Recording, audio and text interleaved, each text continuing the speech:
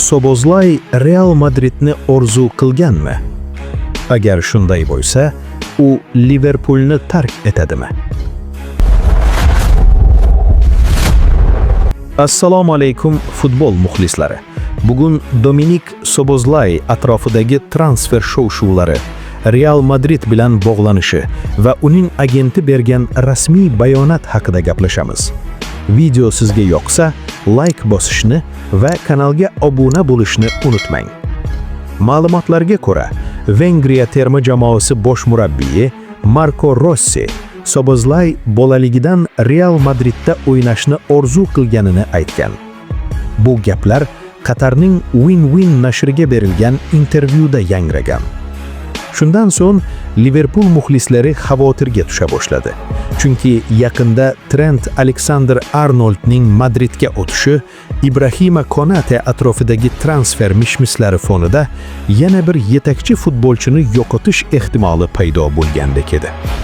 Ammo bu yerda eng muhim nuqta Szoboszlayning agenti Matias Esterhazy vaziyatga oydinlik kiritdi. Futbol 365 sayti xabarga ko'ra, agent hozircha boshqa klub haqida o'ylamayotganini aniq aytgan. Ularning asosiy e'tibori mavsumning o'rtasida Premier Liga, Angliya Kubogi va Chempionlar Ligasidagi vazifalarga qaratilgan. Agentning so'zlariga ko'ra, hozir yozgi transfer haqida gapirish noto'g'ri. Szoboszlay Liverpoolda o'zini muhim futbolchi sifatida his qilmoqda va klubni dunyoning eng yirik jamoalaridan biri deb biladi. Moliyaviy masalaga kelsak, manbalarga ko'ra, uning lageri haftasiga taxminan 250 ming funt maosh talab qilmoqda. Xabarlarga qaraganda, Liverpool bu talabni ko'rib chiqishga tayyor. Taqqoslash uchun Florian Wirtz haftasiga 200 ming funt, Alexander Isak esa 280 ming funt atrofida maosh oladi.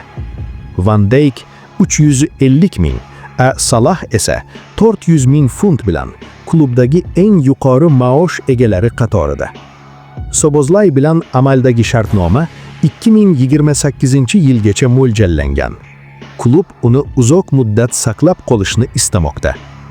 Eng muhimi, bu mavsum Liverpool uchun og'ir yotayotgan bo'lsa-da, Szoboszlay jamoaning eng barqaror va yetakchi futbolchilaridan biri sifatida ajralib chiqdi. Demak, Real Madrid haqidagi gaplar hozircha shunchaki eski orzu va ommaviy axborot vositalaridagi muhokama xolos. Savol shuki, agar Real Madrid yozda jiddiy taklif bilan chiqsa, Liverpool uni ushlab qola oladimi? Fikringizni kommentariyada yozib qoldiring.